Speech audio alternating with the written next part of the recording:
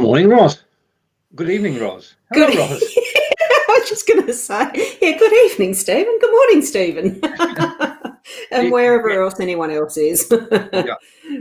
Well, I suppose a word of explanation. I'm in Wiltshire in England, and it's currently 10:30 a.m. in the morning, and my day is just starting. However, Roz, where are you? I'm actually in Port Elliot, South Australia, so it's pretty much central Australia down the south, sort of almost facing the Southern Ocean. Ish. Only one street back from a beach that is called Boomer Beach, and it's a lovely vista out that ways when having a nice day outside, walking along the beach and watching dolphins, which I did 3 days ago. I saw a pod of dolphins feeding, so that was wonderful. You can't get better than that. Oh, you're right. It was a beautiful day. That was absolutely, and it was by chance I happened to be there at the right time. So it's not something you can sort of clock them in as passing by at a regular time slot. So I was lucky. Yeah. Place from that time. Now, of course, we've arranged this so that it's 10:30 in the UK, it's 7 p.m. with you, so we're actually both still awake. Because sometimes we've got to go up early in the morning. That doesn't work for me. So we are live, and and there has been many times where I've stayed up till the 12:30 at night, past that midnight slot to just catch some of the lives that are over there. 3 o'clock sometimes, even for the US time slots. That's a bit challenging, but I've done it. Yeah. It's basically we run on Eastern time, don't we? Yeah. To actually get a broadcast out, you've got to be aware of sort of 9 a.m. through to 3 p.m. On the US East Coast, and that's basically when I do most of my shows. There doesn't seem to be much activity outside those times. It's sort of a daytime thing. It's very rare to see a nighttime show. Some of the connections that I've had, they do the evening, so that it is actually my 9 o'clock-ish morning, 10 time. I've had that lucky chance, but it's a regular game show that Michael Daniels does. So I've been able to catch that fairly regularly on a Saturday. Happy about that because I like games.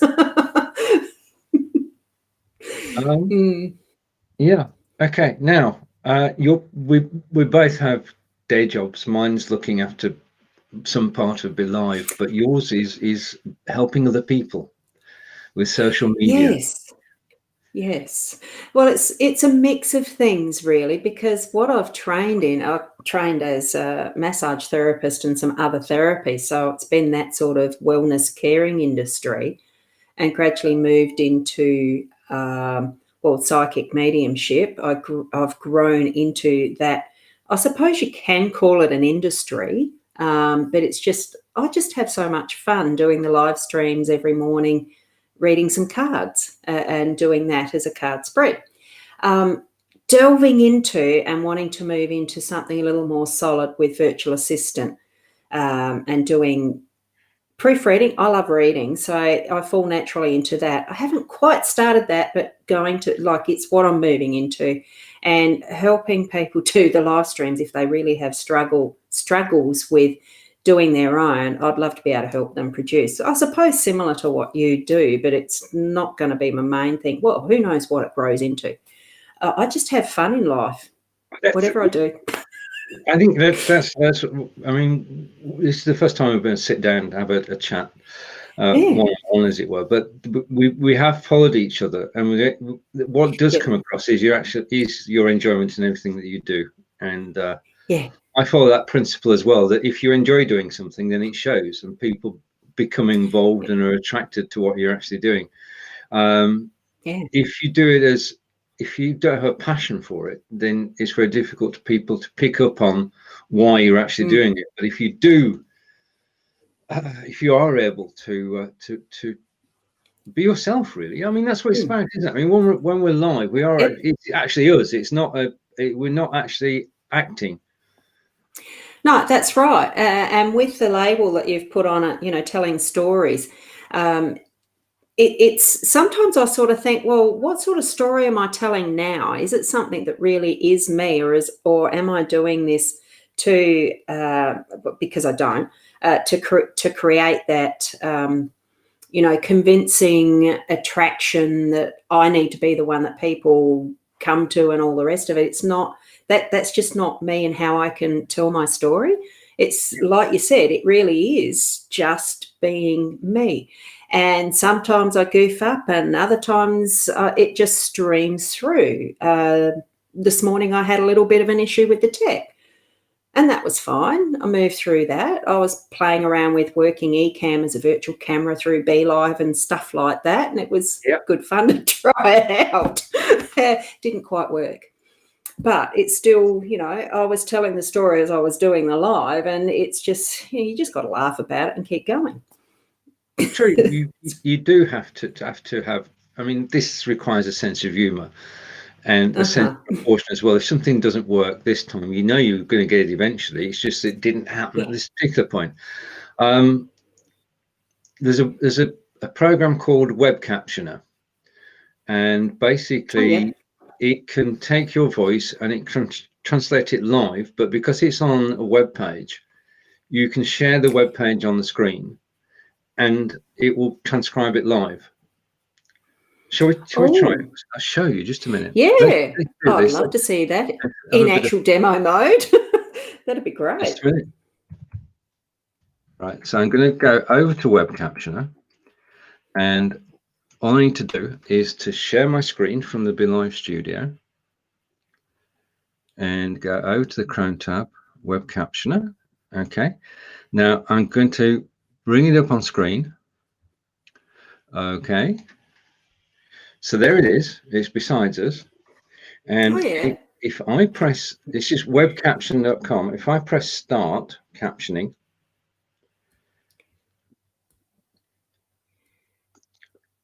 And so whatever it's picking up in voice, it's doing English. If I start talking now, then Web Captioner will actually capture what I'm saying and display it live on the screen. Now, the only thing you've got to do is you've got to sort of get the tempo right so that you don't go too fast for Web Captioner. And you've got to say new paragraph every so often, so it actually does a new paragraph. Actually, Now, when you're broadcasting live, that's great to be able to do that, because you could, if we're doing it solo, it can't hear you, right? This is the problem. It can't. It can only hear the host of the show. Although that said, you could have a web caption and bring yours in as well. That's probably a way around it. So we'd have two on screen. One of these. So you'd end up. So you'd have the 4 screens full. That's right. Yeah. But you actually have the text showing underneath each of you. You'd have to juggle it a bit to actually get everything right. Okay. Right. So that's Web Captioner, and it works. It's simple. It's donationware, so $10, and the developer is happy, and he just keeps on improving it. And if I don't know the technology behind it, but the speed at which it's actually coming up on screen means that it's workable. And it's because the text is bigger. You can set the font size, you can set the color and everything. Then it's a lot better than the captioning that appears on Facebook. Yeah, so, and it is something that there was one of my viewers who'd mentioned how lovely that you're doing the captions, the closed captions on your program. And I thought, well, I'm not doing it. What's she talking about? And it was the fact that Facebook was doing it automatically. But it was the fact that she said, my sister's deaf. It's a really great idea to do that. And I thought it actually is, because we don't always think of someone that's deaf watching our shows because, they can't hear. Why are they going to watch it? Well, why not? My parents used to turn off the TV because they were deaf and they'd still watch it. Yep. So I understand that.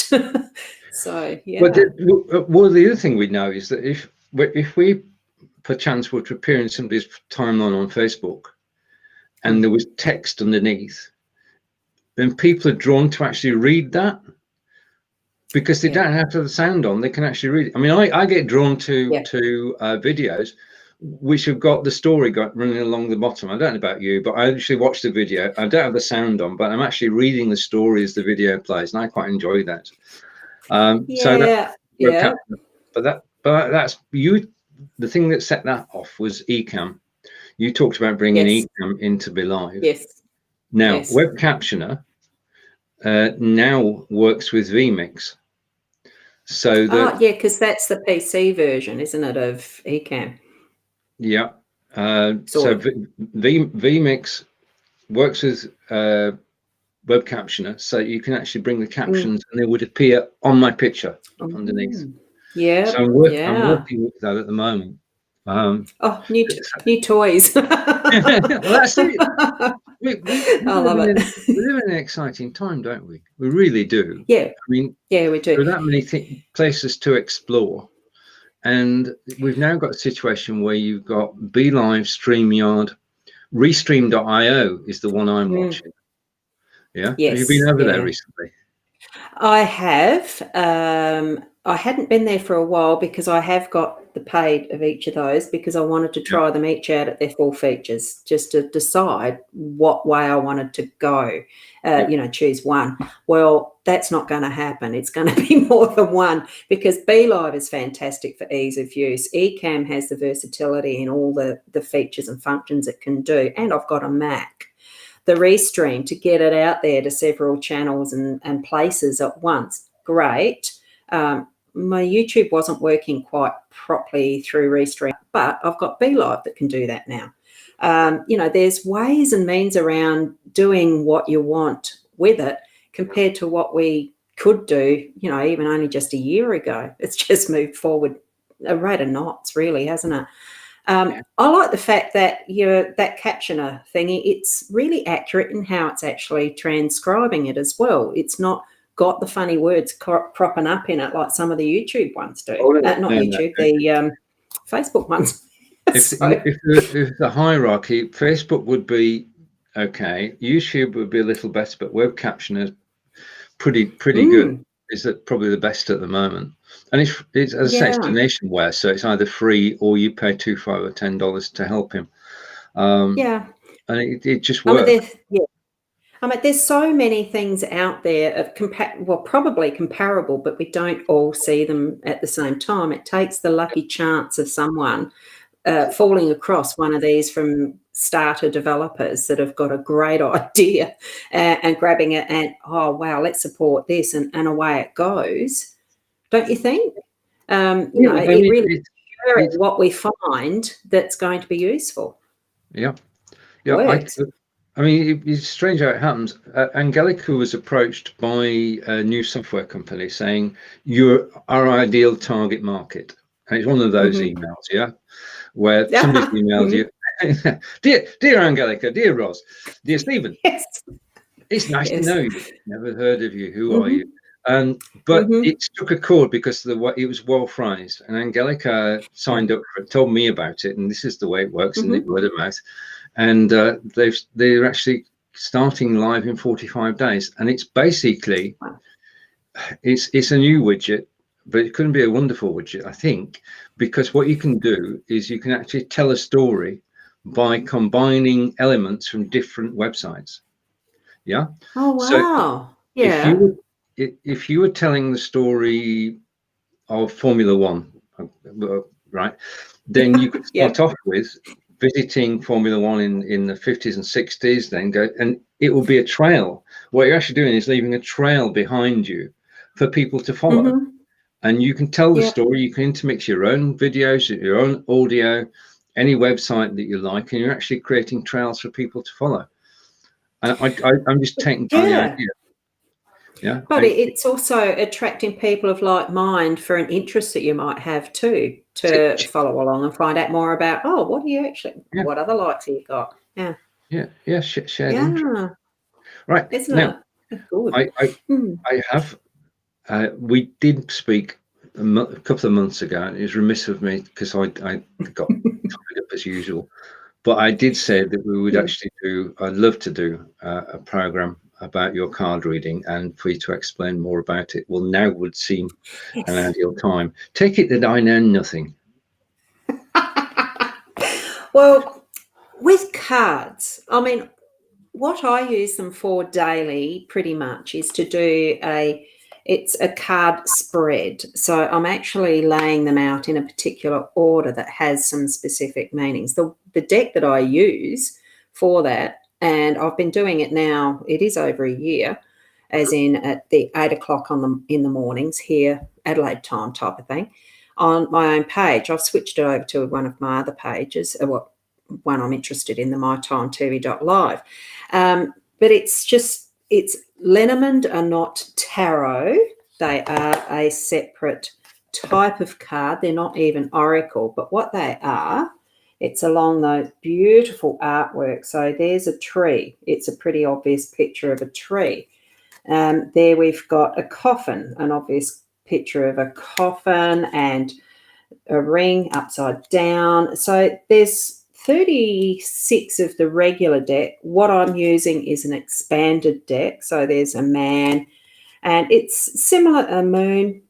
It is similar to just laying out the cards, and these themselves are actually telling a story in the way that they're laid out.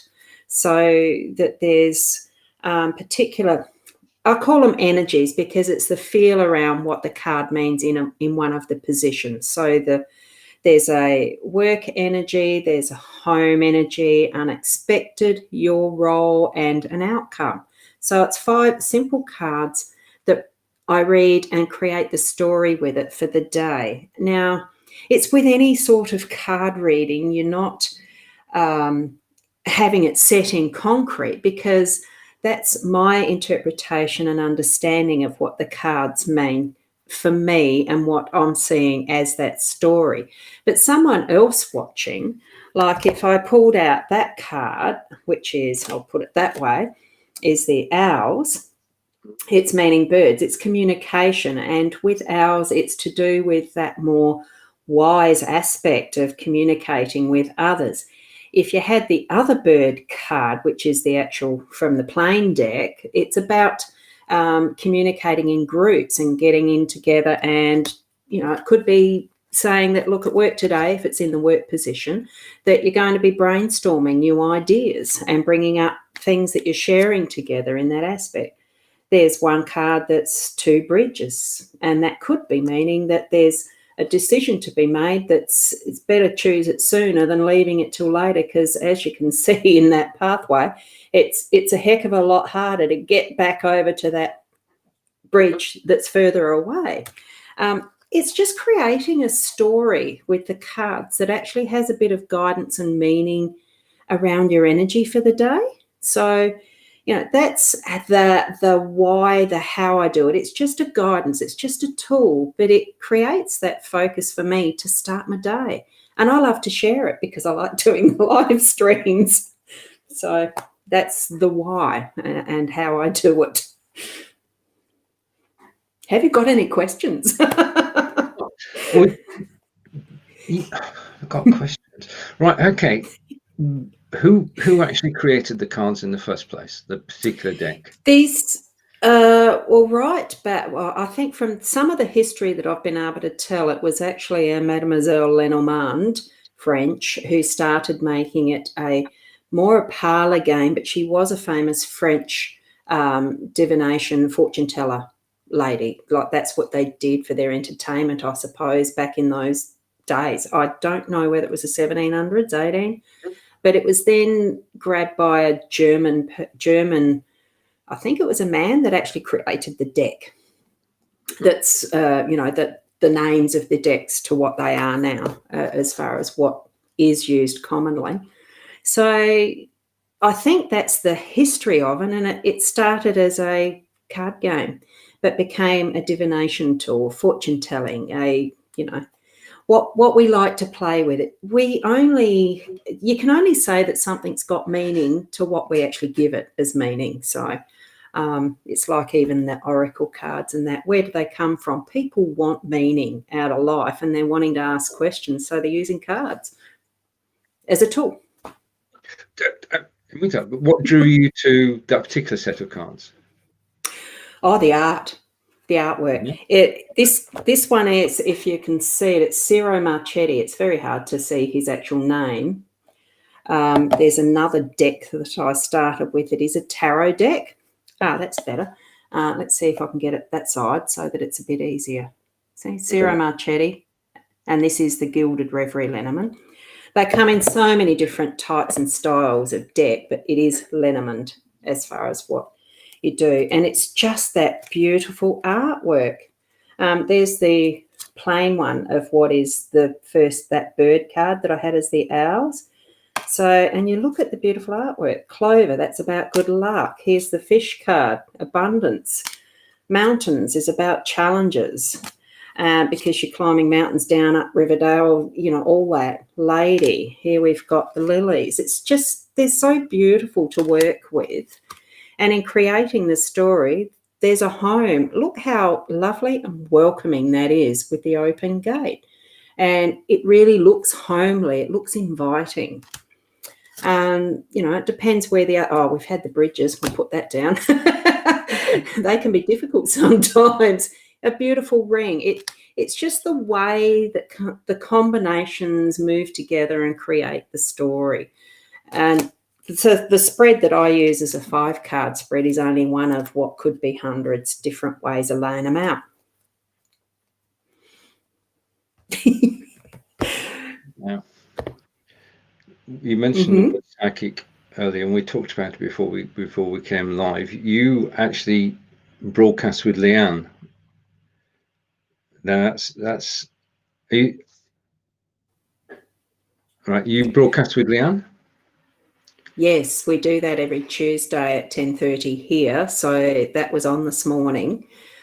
I actually called that Tuesday's Intuitive Chat with Leanne and Roz. It's just taking things as they roll in discussion to start with. And we do a few little mini readings, whether it's cards or whether it's Leanne with her mediumship. My belief is that everybody has the ability to tap into their psychic and mediumship, the intuition, what we have. It's from within, and it's that connection and belief that you can do it. We all have the ability. It's just that some of us don't want to recognise it, can't be bothered, or aren't even aware that they have that ability. So as I grew into recognising it in myself, as I'm not a young chick, but it did start back, not when I was really, really young, but I knew there was things happening around me that was more than just what our church would teach, that sort of thing. It was my own spirituality and connection. Got left for a few years, and it's just something that at the right time, it starts to really, I'd say, I don't know, spirit kicks you in the ass. Is that a right way of saying it? And says, hang on, you've got to start following this. So I did. Right.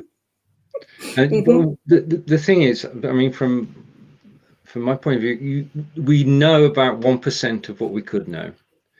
Yes. And keep an open mind. And we all have a degree of intuition, don't we? A sixth sense.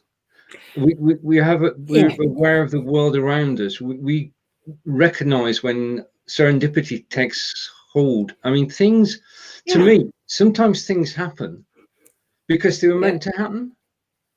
Absolutely. Does that make sense? It's that, yes, it does to me. It's that gut feeling. We all have that. And you can actually, if you really thought about it, you actually feel it in your gut. Something sitting heavy in the energy around you is feeling heavy. You feel sluggish. There's something not rolling. It's not moving. And that's just energy blocking because it's not flowing through. If you start to actually let go of some of that, you take notice of it. If you feel that you need to turn left when you're actually wanting to go right at a T-junction or something, and you learn later that there was an accident down there you'd have been caught in, it's that gut feeling. It's that heavy energy that moves you, and you feel lighter once you've followed that instinct, that intuition. I can totally identify with that. Mm. Totally. Yeah. I'm sure everybody's had some sort of instance similar like that where they've known afterwards. Hindsight's a really good teacher. But there's something. I mean, I'm not going to say what it is on there, but there is something that I know that I have to do, and the person I'm doing it for doesn't need to know. But it's something that's driving me at the moment to help somebody to achieve something, and it just feels right. I don't know whether it's going to happen or not, but I'm going to do my darndest to make sure it happens. Yeah. Does that make sense? And I think, yeah, it does. And I think that's where when we start to become more attuned ourselves to our own energy, to our own intuition, that we can take that breath and really nut out for ourselves. Is it actually something that I need to act on, or is it something that they need to be left to do for themselves and it's part of what their lesson is or their pathway is? Sometimes we can actually feel the energy of someone else if we're not aware that there is that energy of someone else influencing. And that's where I find that practice of tuning into your own intuition is, I wouldn't say a must, but gee, it helps out in a lot of instances where instead of goofing up and interfering, we're actually allowing the other to experience their own lesson. So, yeah. There's the other aspect that I use frequently in life is from NLP, and that is reframing. Yeah, I've heard the term. I found it invaluable in so many different situations.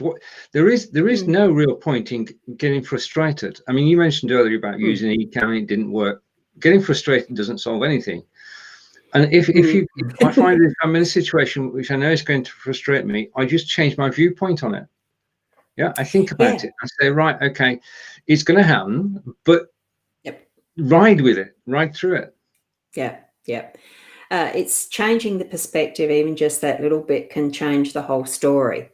Even stepping back and being more witness than within it can make a difference too, isn't it? Is that part of what you're meaning by reframing?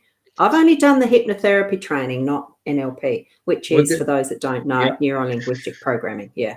Right. Okay. I'd love to know more about NLP, but I just reading and taking away ideas and saying that is a useful framework to work within. There's the story that's told is that there are two brothers and a sister on the way to a wedding, and they're going up the motorway, and they're in traffic, in heavy traffic, and they're not going to make it to the wedding.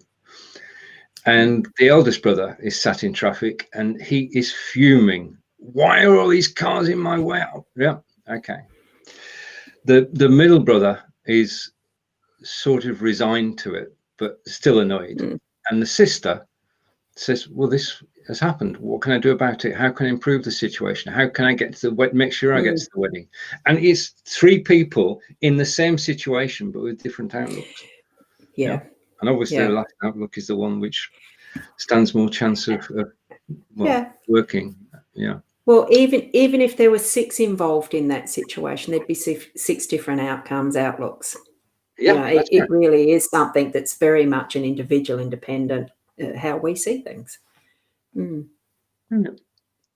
Incredibly. We knew, I knew this would happen, that we'd get together.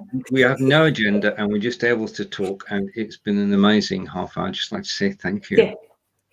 Oh, thank you for asking me. I was so excited when you did.